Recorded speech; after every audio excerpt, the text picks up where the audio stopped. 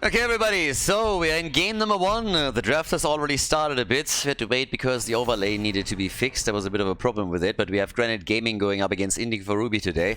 And this is map number 1 in the best of 2. So, Infernal Shrines is the map, and as you can see, we have Inting for Ruby starting with the exact same rotation that they've been using in the past couple of days as well. One exception, Karrigan was banned, so instead of Uther Karrigan, they settled for Uther and Maiev. It's also kind of interesting because we haven't seen Junkrat addressed at all. Vala instead gets now banned, but Junkrat is still up for grabs, and that's on Infernal Shrine, which is kind of weird. So, yeah, we'll see how this is going to work out for them right now, but at this point in time, we are looking at, well, Falstad, Stukov, Garrosh.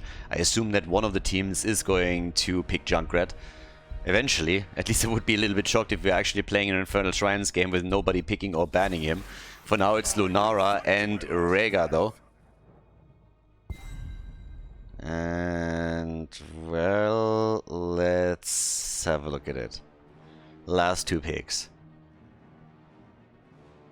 Do we really get a game without him? No Junkrat. No instant pick on him. Wooby and Poik, we're waiting for the 2 of them. Quacknix could definitely play him. But then they would have to swap Falstad over to somebody else. Wooby for the side lane, still needs somebody, of course. They go for Chromie, they go for Imperius. It's really gonna happen. We're gonna have a game without the Junkmaster on Infernal Shrines of all maps. Alright, so with that, Rega, Lunara, Maiev and Uther. And last but not least for Galnagulnar on the side lane. He has to face off against Wooby, of course. I would have expected the Leoric to be taken by at least one of the 2 teams here. And Urel is obviously still up too, so both of them can help, but they go for the Haka, they add the Global into the mix as we are headed for game number 1 in Infernal Shrines. Game on! We got our first map in the best of 2. If one of the teams decides both maps in their favor, they get 3 points for the leaderboard. If you only tie with your opponent and each team wins 1 map, then each team also gets only 1 point. And obviously, if you don't win anything, you also don't get anything. We have, on the left side, Poik on Chromie. Gotta have Azurite on Stukov, Quacknix on Falstad, Breeze on Garrosh for Ganit Gaming, and Wooby is playing Imperius. Over on the right side of the map, it's Nox on Rega. We got Fish on Uther, Mindtalk on Maiev, Hat on Lunara, and Galnagulnar is playing Dehaka. Yeah, time to shine.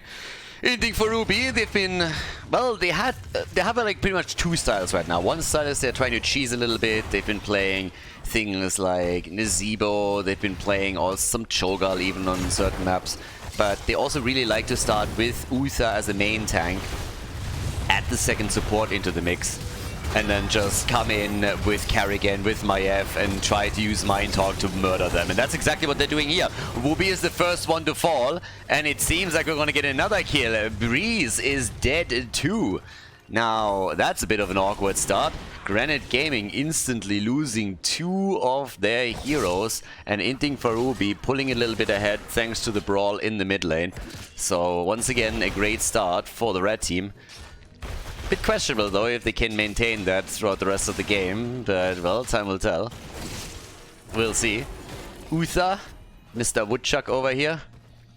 How much wood would Woodchuck chuck if a Woodchuck could chuck wood? I mean, he can probably hit a lot of that. Interesting mount choice, by the way. That's not really what I associate with Uther and his flannel shirt over here. But, I mean, okay, fair enough. Whatever floats your boat, fish. And it's a trap! Not really a good one. I mean, first of all, it sniffed it out already, and second of all, I feel like there was always somebody sticking out of that little vent there. Chromie has an easy time hiding, like she is super tiny. Super tiny and super annoying. Oh, shut up. So, we got 4 against 3 levels. I mean, the 2 kills at the beginning, it's not really a lot of experience that you get, but if you can use that small gap to get to an earlier level 7 around Shrine number 1, then it's absolutely worth it. Or maybe even just lock in some of the camps. At this point in time, there's only a single camp that has been taken, and that was by Inting for Ruby. They're the only ones that took a camp, and they are now aiming for the second one, as you can see here. Yeah, also keep in mind, Imperius is packing quite the punch if played correctly, and Wubi is definitely going to try and make up for that death earlier. We got the Indomitable on Garrosh on level 4, the hammer gains for Falstad. Yeah, and over here it's the Earth Living Enchant for Rhaegar, as Uther's dropping the hammer with a pursuit of justice. Sometimes feels that Uther is just trying to give Tyria some competition when it comes to obnoxious talent names. Chromie going straight into a proper creeding. And yeah, we get camps for both teams. Now the first objective is in the middle of the map. Camps obviously traveling through the top side, so Dehaka is going to be getting a bit of value there as the global.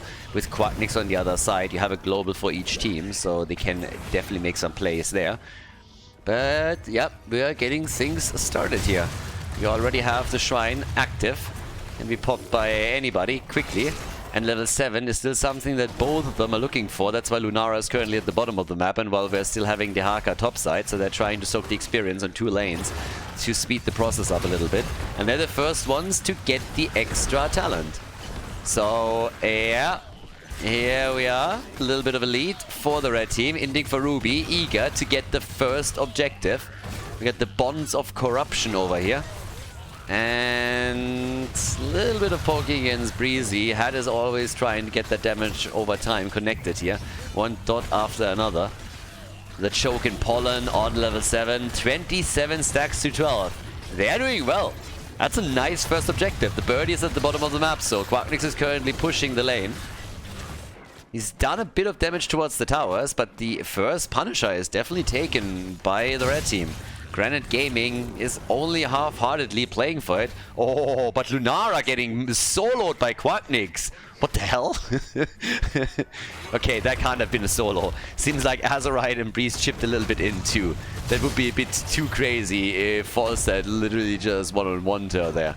But either way, Lunara definitely fell into a bit of a trap. And that is now the end of her. So the first kill for Granite Gaming. And, well, here we go. We got our topside plays by Wooby. Galnagulnar is already sitting there, playing him one-on-one. By the way, the entire wall hasn't even been destroyed, so it's kind of weird, because you got the objective, but the objective did absolutely nothing.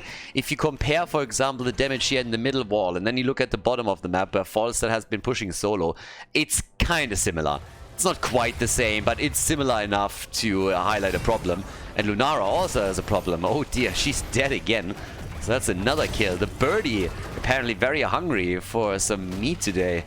That's some ruthless bird. Quacknix coming in with a passion over here. Ah, not too bad. 2 kills to 2, and we're going for level 10. But the blue team is definitely playing way more aggressive right now. And Lunara going down for the second time. Not so sure about that. Alright. So the bird is still doing his thing. Yeah, they're zoning them out at the gate already, thanks to Stukov. It's kind of weird to not have Smexy on the team today. There would have been a Karazim for sure if he was here. But they are trying to go for another quick kill on Uther as they're flipping him into the team. Here comes Stukov, trying to zone them off, and Bambi is dead again. Bambi is just dropping in this game. This is the second time that we're seeing Lunara fall. The third time, not second time. Let me double check that. Yeah, okay, 3 kills against her. So somebody's running it down mid in game number 1. I'm definitely not going to be too happy about that. Lunara is definitely on the squishy side, and that gets exploited heavily. Level 10 abilities are available for both teams now. It gives us the flailing swipe, and also... No? Breeze? Careful. Yeah, in the case of Breeze, when we're talking about his ult, he went straight into the Decimate. But also the delivery system for Imperius, and the double connect with the spear. Nice! Fish is dead. Didn't use his ult, by the way. He could have. It honestly felt a bit that at this point he just decided that it wasn't even worth it. By now they're getting another kill against Dehaka, so he's dead too. There was a chance to get maybe a counter kill. Breeze is still low. Needs some healing. He gets at least a bit of that. But Mind Talk! Oh, he makes it out, and Breeze is still alive. If that's alright, coming in to help him out. But yeah, good stuff. All the way at the top, Quacknix. Just doing chicken things. Taking more structures down. That has pretty much been the play the entire time for him. Just sit on the side lane and push it out as best he can. But now we have a lead in experience for the blue team and also lead in kills. The early double kill that we saw happening for Inting for Ruby in the mid lane brawl was the only one that they got thus far. So not really a whole lot outside of that. But yeah, in the middle, we're now looking at Dehaka. Still pushing the lane out too, so the globals are definitely doing their thing on the side lane, but with the next objective being up, this is going to be the moment where you want to make your play. And thanks to the lead in XP, Ganit Gaming should be getting an extra talent in a few seconds, so they will have a lead here. This is one of the reasons why Inting for Ruby is trying to force the fight before that even happens. So they're starting to quickly come in here and do some damage, which has so far not really worked. They couldn't get the kill. But they are still getting some stacks at least, so there's that. But here we go. At this point, we got all the damage coming through.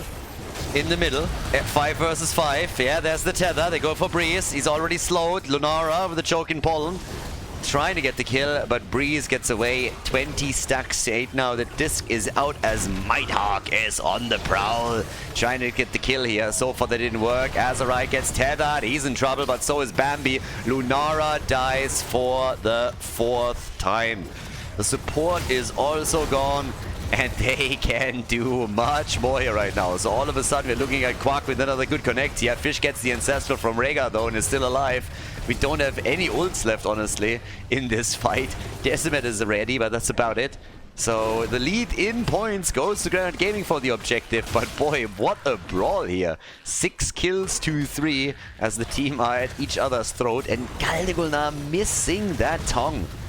If he connects the tongue there and gets the drag, then they would find themselves in a much better position. But as it stands, they just have to sit there and watch the opponent get the stacks because they don't have level 13 and are starting to be quite hesitant to move in. Now that they finally have the talent, it's already too late to party. So yeah, that's that. 6-2-3 on the kill count. And at this point, yeah, they are starting to come in for the top lane push. The fort likely going to be taken down. That's at least what they're going to try and do here. Drop that as quickly as they can. There's not even a defense being set up. So it doesn't seem like anybody is going to take care of that, which means that the Punisher is going to walk straight over towards the gate on the keep. And with how passive the red team is currently playing this, they are likely going to lose at least some hit points on the top lane keep. So yeah, the bait over the wall, successful. Gate is being opened up. Couple of hit points definitely lost here already, and the wall didn't stand for long. So we are only 10 minutes into the game, but that's already some damage that they're dishing out here. They're not going to get the entire thing. At least I don't expect them to really siege up here, but that's more than 50% of the HP gone. And that is about as good as you could expect. Now, Dehaka has been sitting at the side lane for a long time now, especially at the bot lane, in an attempt to get experience for the team. And that worked out for them. But they're still slightly behind.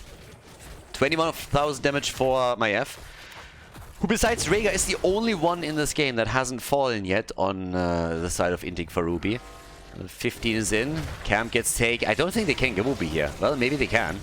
Not benediction yet, but the Jang connects. Yeah, now the rest of the team comes in. The two of them alone might not have been able to pull it off, but with everybody else moving in, they definitely can. The problem is that now that everyone rotated down to the bottom of the map, the blue team realized that they have an opportunity at the top to take the keep down, and this time they're not going to hesitate. So yep, the keep is gone. Even if they lose somebody here, it's going to be totally worth it. Khaldor missing the drag. They're even hoping for a kill, as you can see. Breeze is moving in a little bit deeper. There's even a cleanse, and they're going to try and get away from this one. But the keep is down. The keep is gone. Some fort damage in the mid lane thanks to the camp, but that was a real nice move by Ganit Gaming as they realized that Whoopi was attacked by the entire rat team at the bot lane. They just said, alright, if you kill Imperius, we're going to destroy your keep. No problem, boys. Easy trade. Now, we have the earlier level 16 talent now for Inting for Ruby, but that leading experience is very likely going to be temporary, given how things are currently developing here. Breeze is dodging out on the disc that gets thrown out by Mind Talk. Yeah, and another quick play with the tether. So all the way up at the top, we got Quacknix on the lane. He doesn't really know about Dehaka, so that could become a bit more dangerous. I don't think that Dehaka is going to be able to get a solo kill, but, well, stranger things have happened in this game already. Just talking about Lunara there for a second. And he's at least patient, you gotta give him that. Now, when we're talking about Chromie, our little Chromester over here, we have her at 28,000 damage, top damage in this game, as you would expect. It's kind of wild, by the way, how there's not a single fort. Well, there is still a fort in the middle and at the bot lane, but at the top, the entire keep has been destroyed. So you could now go for core if you win a big team fight or you take another objective. But it's kind of funny to me that the forts are more or less still all standing, with the exception of the... Ooh, that was a long distance tong. Wow. Yeah, Aka. Yeah, he's been doing stretches. He's been doing a lot of stretches. Gets hits again, and Breeze is dead. Now, he survived for a long time, but eventually they got him. 6 kills to 5. And maybe now a Punisher for Inting for Ruby. Maybe now. Because at this point, they can make the play for the middle of the map. And that is a Frozen Punisher. So these bad boys, they obviously hurt as well. Frozen Punisher definitely packing a punch here. But they are already looking for even more kills as they're now moving down to the bottom of the map again. Straight up moving for Whoopi. He tries to get away, but I don't think he's going to be able to pull that one off. So that is a staggered death. Yeah, that shouldn't happen. Not to a team like Ganit Gaming. They lose Imperius just as Garrosh is about to be back again. And the Shrine is, of course, still up. So there is plenty of wiggle room at this point in time for the red team. They're doing much, much better now all of a sudden. Falster is flying down to soak the extra experience that at least keeps them in range. We have both teams on level 18 at this point in time. Chromio, of course, gets access to a level 20 a little bit sooner than everybody else here. And Falster is sniffing out the Haka as he attempts to take the camp, but Quacknix? Yeah. Oh god, a bit dangerous here. Now, well, we got still the fort, or sorry, the objective in the middle, but doesn't really seem like there's going to be anything that the blue team can do about it. Instead, they are pushing at least the top lane out with the camp that they took earlier. That forces Hat to retreat and deal with it. So he needs to invest some time and resources to make that happen. Whereas Quacknix is still trying to get away from the Haka, who's controlling the bot lane. But the Frozen Punisher has been taken. What I'm really just waiting for is that the red team is making a move and tries to successfully push that fort down. This is the second Punisher that they have. But as I already explained a bit earlier, they didn't get a whole lot out of this yet. So that's a bit of a problem. Didn't really get a whole lot here. They're already starting to make the move now for that main structure. And the Haka is trying to mirror that at the bot lane, where he is currently doing work on fort number 2. But they couldn't even get this one. Couldn't even get this one. And yes, they are taking damage down here, but it might not be enough. Whoopi is moving in again. Uther with a stun. They got the CC. They definitely do. Maiev has more damage than Chromie at this point in time. Is Poik nervous today? We're not sure yet. Poik? He might be nervous. He might be nervous. He's a little bit below Lunara. Maiev, not Lunara, in damage. But he might fall behind Lunara if this continues. And already we're having her at 30,000 damage. And Breeze is dead again. Now it's 15 minutes into the game. I don't think that these two bad boys are gonna do too much damage right now. But we have a third one moving in too. So eventually this might still become a problem. But once that you're taking all of these forts down, the situation can very quickly turn. So we need to keep our eye on Inting for Ruby. Because I think that they're currently smelling blood in the water. They're sitting here and they're like, hey boys, I think we can do something here. This isn't as hopeless as it first seemed when they took our keep. But if we just take a few of the structures down, there's actually quite a bit that we can do. Can you please kill that fort now? You have level 20. Just move in and YOLO with Lunara a little bit. I mean, don't YOLO too hard on running down mid lane. But you have Thornwood Vines for crying out loud. Just go in the mid lane and take those forts down when you have the talent advantage. Now it's too late for that already. But we got the Impervious for Imperius. And we got the Deadly Calm. Okay, so it's really triggering me a little bit that Hat together with Mind Talk and Nox or someone, they could have moved a little bit farther to the front, either at the bot lane or the mid lane, and try and take that fort down, especially when they had the level 20 talent advantage and it didn't. So apparently they don't like catapults. Don't need catapults. Don't want catapults. Cata what? So yeah. But okay. We got with level 20 on both sides. Now also the controlled chaos. And and it's more about the camps now. They actually allow the blue team to fully get back into this. And everybody's just building up for the next objective, which is actually spawning topside. So if this one's lost by Inting for Ruby, they can more or less kiss that game goodbye. I'm pretty sure they're aware of that too. But yeah. Mind Talk is even that. And here we go. Quacknix is able to get away. Quacknix is like that oversized pigeon that all of a sudden gets massively surprised and yeah, it's just totally confused because you find it. So yeah. Talking about finding a pigeon and maybe even a kill, we have nearly a drop on Mind Talk. Divine Shield had to be used to keep him there. So yeah. And here we go. The battle is about to start, but Divine Shield is already out. Oh boy, the Arco! The Ghost, they isolate him fully. Khaldor, here comes Mind Talk. Cleave, cleave, cleave, and that Ancestral was just half a second too late. They lose the Haka. The attack continues. They're trying to go for a breeze, but he is still alive and is able to make it out. The delivery on Maiev as they are putting her into tower range. Nice Ancestral. This time the follow-up was way better here. And they're trying to turn it. They're getting the kill. Whoopi is dead again. Breeze is down. Maybe not. He's alive. He's alive. And he tries to set up the kills. The bird gets attacked though, but they get Uther. He has redemption though, so he'll be back. Divine Shield is also ready. What a fight all of a sudden. That Breeze survived is just insane. It's honestly incredible. And now Mind Talk is going deep again. No Divine Shield. Actually, the Divine Shield was used, but not on him here. Apparently that was still on cooldown from a bit earlier. My bad. While he was dead, it looked like it wasn't on cooldown, but now Rhaegar dies too, so that's both of them gone for just a moment. And that's 10 kills to 8 now, and free access to the top shrine. Yeah, and therefore, I guess we can safely assume that this is going to be another Punisher for Ganit Gaming. They might delay it slightly to allow Imperius to get back.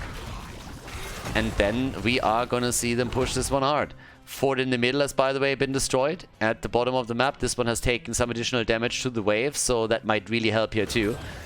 And the red team, they're hoping, I suppose, to just get a quick and easy kill somehow, but I really don't see it happening. Instead, Lunar has to be very careful. Oh dear. Falstad! The bird! Fly, baby, fly! Nope, they go for Lunara. She's dead. And they go for Khaldor.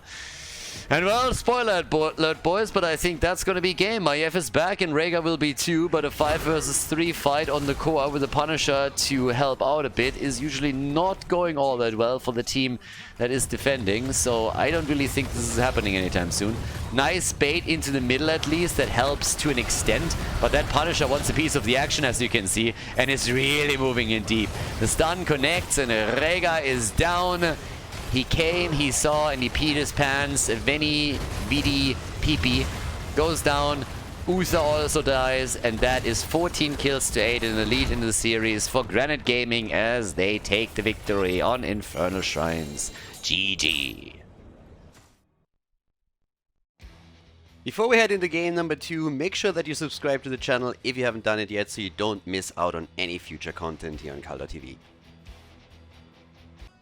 Tomb of the Spider Queen, map number 2. So guys, Inting for Ruby. I still feel they had a bit of a chance there on the first map, but of course it, towards the end of the game, leaned a little bit more heavily towards Whoopi. And at this person, at this... Words are difficult today. I don't really know why. I had a coffee before we started into the stream, and if anything, it made me more sleepy than wake me up. So yeah, at this point in time, we have the 1-0 lead for Ganit Gaming as we're heading into the second map of the best of 2. And here we go. We got Maiev banned after the last game. Yeah, I gotta say, he had quite the impact here with his playstyle, so good for him. Was nicely done by Mind Talk. And even his Kerrigan is being banned. It feels a bit like Ultralisk is playing. Every single time that Ultralisk is playing, we're having some of those heroes banned out too. So Mind Talk is currently... Mind Talk is pretty much budget Ultralisk. That's what Mind Talk is right now. If you can't afford to buy Ultralisk, you're going for Mind Talk. It's like, hero pool is kind of similar. He makes a lot of the same plays, not always on the same level, but the man can hit some stuns. So yeah, he's already baiting out the melee assassin bans, and this is honestly fun. So yeah. Budget Ultralisk. Yeah, I like it. The budget Uli. Even the Hammer has now been banned out. So here on Tomb, we have Blaze and Sergeant Hammer both banned out. Hogger and Hanzo. And with Vala as an early pick for Poik, I'm already super excited to see which build he's going to go for. If we're really going to get a full-on stack the auto attack style, or if he's going into an arrow build instead, maybe even just going full AoE and dropping it with a multi-shot here. I guess the draft is going to reveal that at least a bit. Stukov already for Azerite. Would love to see a Zarya or something, you know, just like go full on shields and everything. But there's a Nubarak for Breeze, so a little bit of a more heavy engage. And it's time for the bans.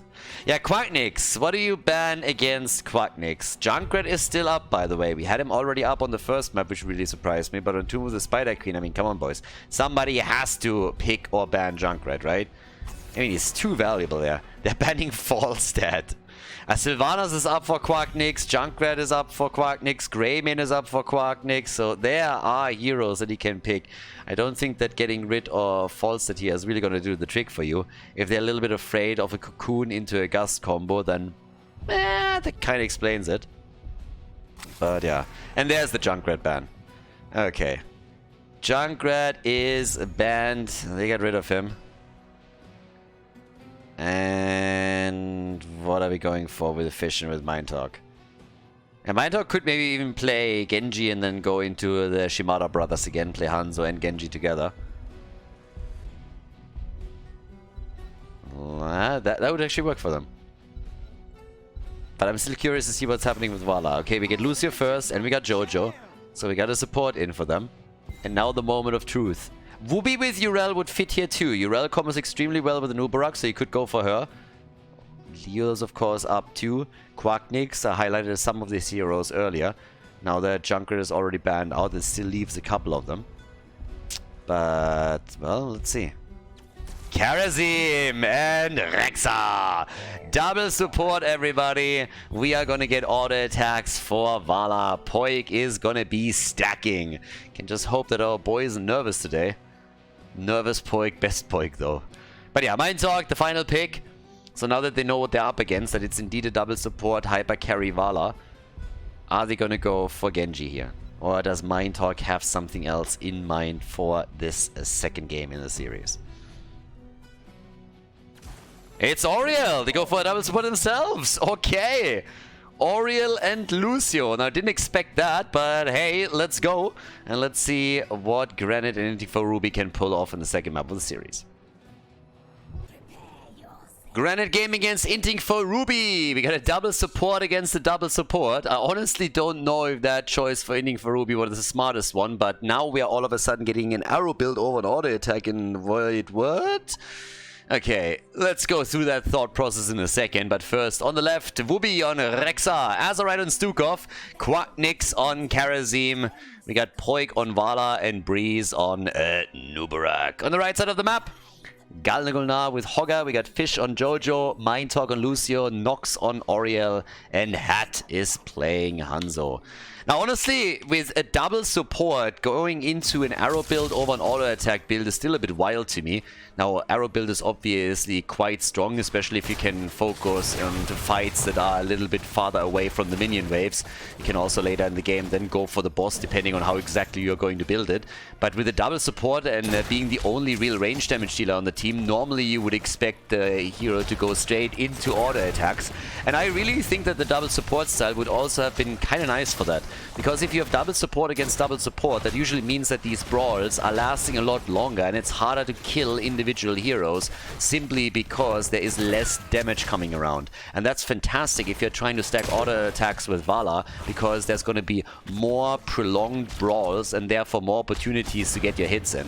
You can make a similar argument, of course, also for your arrows, but at the same time, it's a little bit more RNG. So it's kind of surprising to me that with this composition, they're going into an arrow build and not into auto attack. But of course, if you do well on the stacks and you're diligent about it, you can do a whole lot in the late game one way or another. But it would have been actually kind of fun to see Poik with auto attacks. So either way, Stukov is obviously one of the supports that we've now seen chunk out quite a bit of damage already. We had just the other day Nick on it.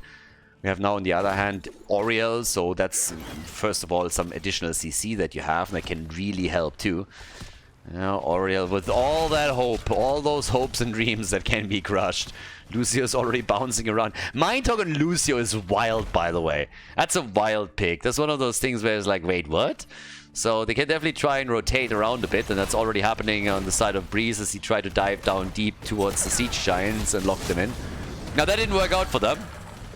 And yeah, let's have a bit of a look what's happening with the mid lane too. I mean, we have Rexa. So Rexa is in the middle of the map against Hogger. Down here at the bot lane, things are starting to spice up a bit on the other hand. So let's stay here for just a moment. We already have a level 4 now, the repeating arrow. And Vala, her stacks will be very interesting. If Poik is doing a great job on the stacks, then later in the game, this could become pretty sweet. Normally, that's a build that we are nearly exclusively seeing on Battlefield of Eternity. There's not a whole lot of players that pick an arrow build outside of Battlefield. I think the only one that did that for quite some time, but that was honestly years and years back during the times of HGC, was Chris. Chris really populated that a bit, that you would go on to an arrow build on plenty of maps, but then it fell off heavily, and these days you barely see it at all. But you can of course do that, especially on maps where you have a lot of bosses, where there's a lot of mercenary camps. If you go into the build completely, then you can really do some work there too. And he's already crushing. I mean, he is connecting one hit after another, and 11 stacks after 3 minutes is pretty sweet.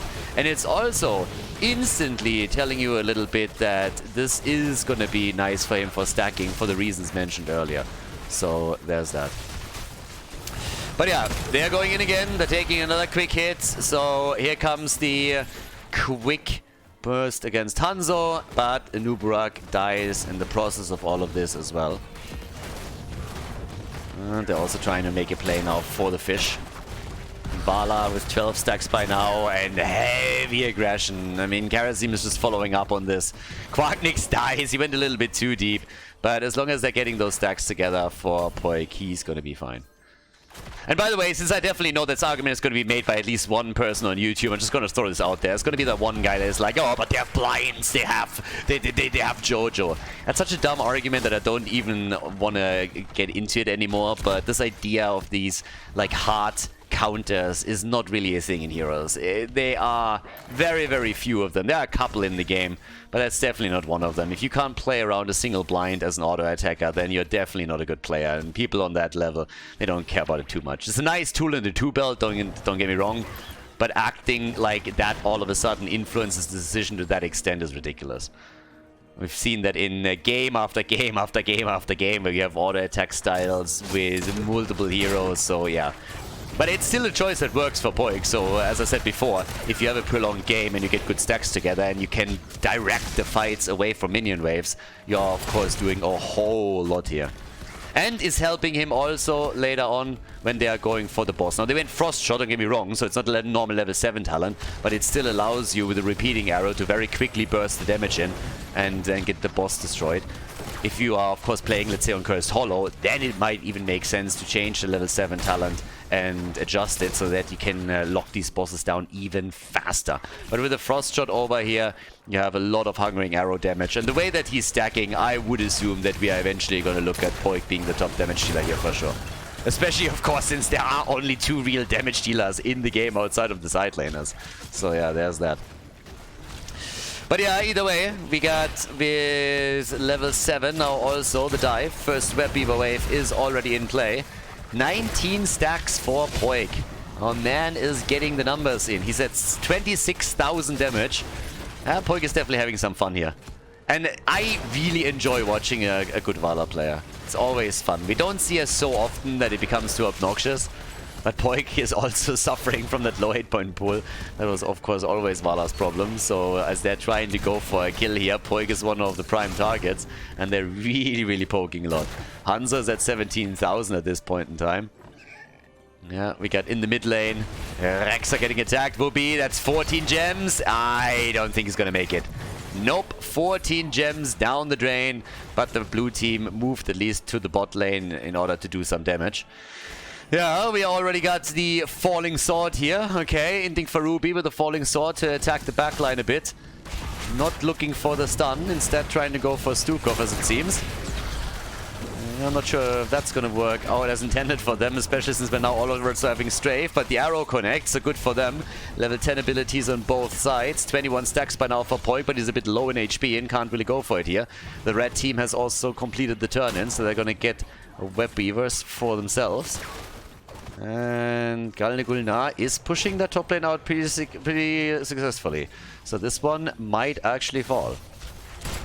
16 stacks also for Rexa, just as a bit of a side note. So he's getting closer and closer to the completion for the extra survivability on his side and Misha's, obviously.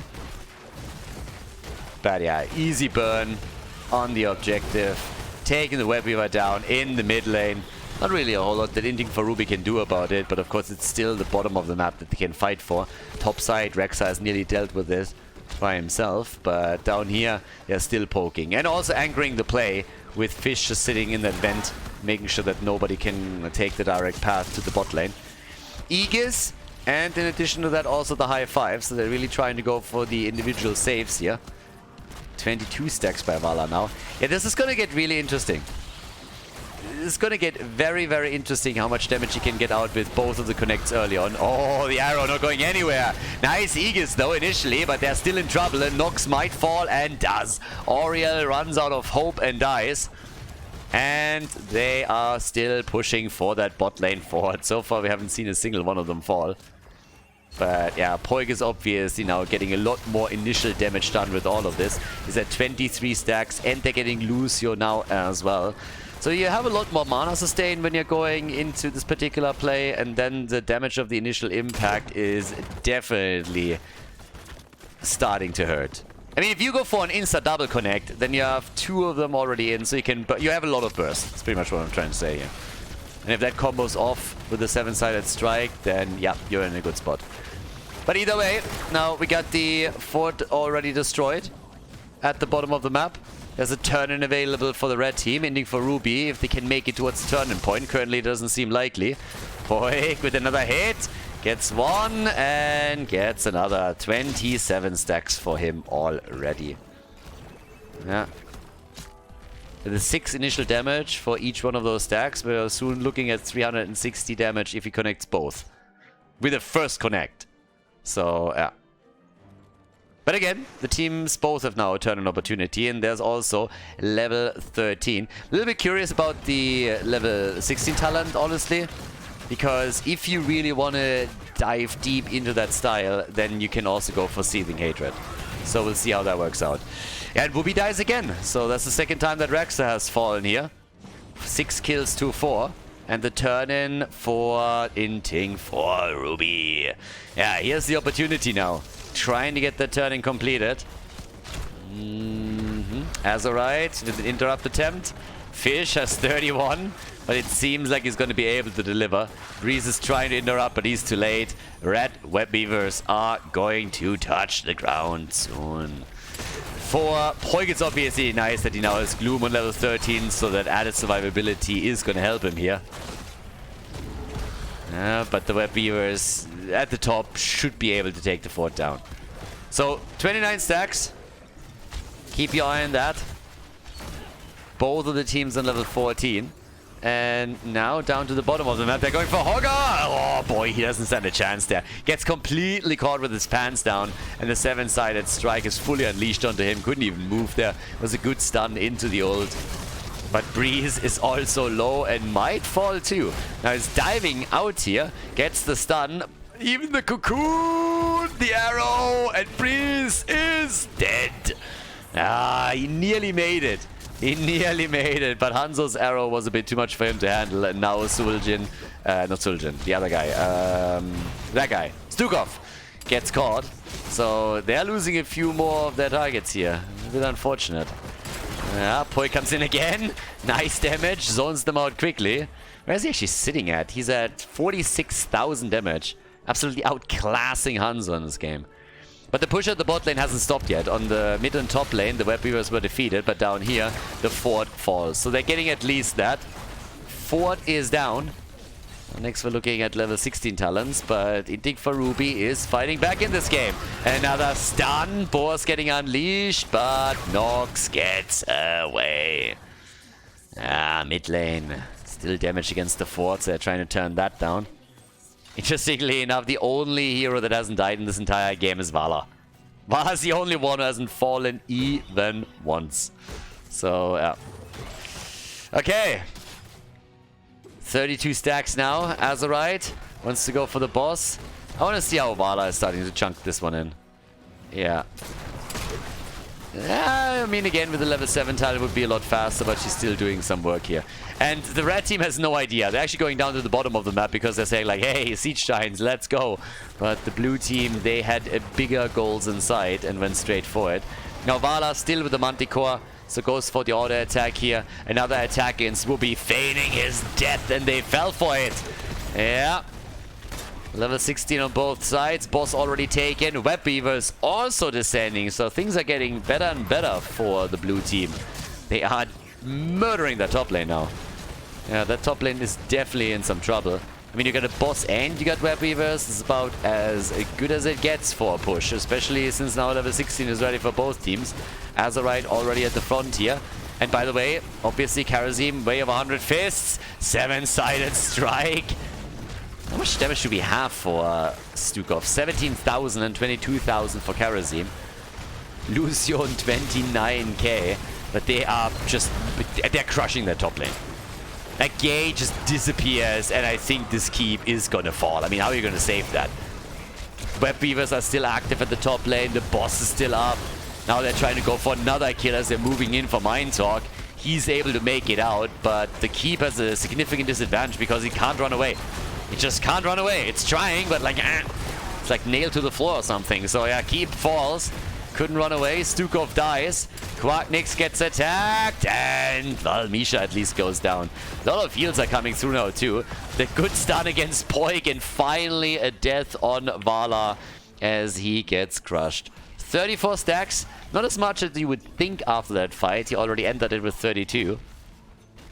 So, yeah. A little bit of damage even against the core. But the fort in the mid lane might fall. They might be able to take this down now. Fish has also completed his subdue during the last team fight. It was a big brawl. It was a big and dirty brawl that we had there at the top lane. And it was a good opportunity for Johanna to get this one done. So right now they are still trying to steal some of the camps away. That didn't really work, but they got the fort in the mid lane. And that is definitely one step into the right direction. Besides that, we are still having them in a position where they can go for the next turn in. They're trying to do that so that they can push through the top now. Khaldor now is delivering another 14, and that is going to seal the deal. Next objective coming in. Don't lose your tank now. That's the moment when you really don't want to lose your frontliner. But it seems like it's not really the day for Jojo. Hey, she gets away. She gets away, and so does Mind Talk. Wow, they all made it. They all made it. That's actually impressive. Oh, maybe not. Ganit, no! That 7-sided strike was optimistic. But they still got the kill. Hogger is down. 5 versus 4. So they are able to get the kill on Hogger. Good. 8 kills to 8. 18 versus 18. What a series. This is way closer than I expected it to be. But they are absolutely crushing it right now. So once again, we get the jump straight down into the mid lane. Bottom of the map is starting to push for a keeper, I should probably add. 38 stacks for Poik. Yeah, as I said, he is doing 500 damage just with the initial impact if he hits a full combo with a double arrow. So thanks to the stacks, that's a lot of hit points that he immediately removes, and that doesn't even account for the extra bounces and all the damage that he can bring in afterwards. So not too shabby. if you also account for the multi-shot here, he's really chunking them at the beginning of the fight. But as it is, we have 2 forts eliminated that keep at the top lane, is of course fallen too. It's kind of weird, by the way, from the perspective of the red team, that we currently have still a fort here, because it means that every single wave contains a catapult against them, but they don't have any counter pressure whatsoever. So that makes the top lane a consistent liability and really annoying to deal with. They're dealing with the mid lane now as the camp was taken, but there's a siege giant camp that's also got locked in at the bottom of the map now. Vala at 65,000 damage right now. And here we get the next play, this time for Breeze. Dives out. Nisha has no qualms there either. And we already have 1 catapult topside with the second one moving in as we speak. They take that camp here down. Second catapult incoming. So they're going to push this back pretty quickly.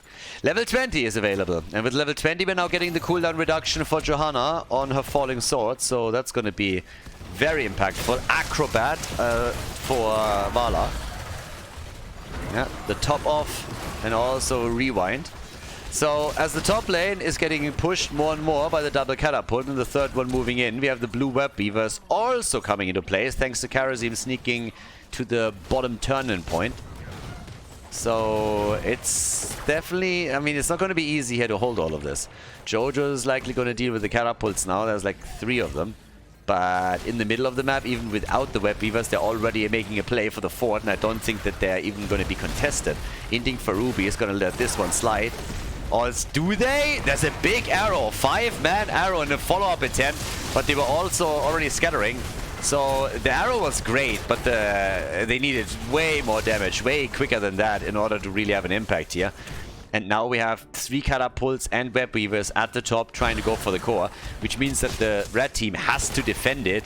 And once they do, the mid and the bot lane are fully opened up. So yeah, catapults are being not dealt with. They're still here. Ganit is trying to deal with the objective itself, but that opens up a bit more space. We got web weavers now also down at the bottom of the map, and it seems like they're just going to try and make a play for the boss instead. The defense better than expected. Not a single keep is falling. Not even taking damage. But boss will soon be ready. They know about it though. I mean, they must have an inkling. They really, really must have an inkling at this point. So once that web weaver is down, yeah, they're already checking. See, they're already close. All of the walls are now being destroyed so that you don't give the opponent any additional vision. Keep them in the dark. But there's the fight. Catapult at the bot lane now. Arrow goes wide. Arrow is not hitting anything for a long time. And that bottom keep, that's a different story. That thing is gonna fall in just a moment. So the bottom keep is about to go down. They at least get something out of that entire situation. If they can get kills, of course, then they might even be able to go for the core right here, right now. But even if they don't, that core might take some damage, because this is still a pretty big double minion wave that we have at the bot lane, and catapults to come with it. Aegis YOLO'd out to save Mind Talk. Yeah, so he's already a goner. In comes the Cocoon as they're trying to make the play for Augur. Can't get him immediately, but yep, they are pressing the issue in the top lane with a nice follow-up. Beautiful stun into Lurking Arm. That's a kill, and Karazim is just following that up as he's punching down on Jojo. 3 heroes eliminated, 51 stacks for Poix Vala, by the way. 51 stacks for the arrow. He's at 100,000 damage right now, 5k ahead of Hanzo, who also put in the work here towards the end of the game. And they're going for another kill as they're blowing Augur out of the tomb, and the core is falling too. So this is a 2-0 victory for Ganit Gaming as they are bursting down the core here. Poig with 130,000 siege damage, 102,000 hero damage. Definitely not nervous today. GG, well played. Ganit Gaming with a 2-0 victory against Inting for Ruby.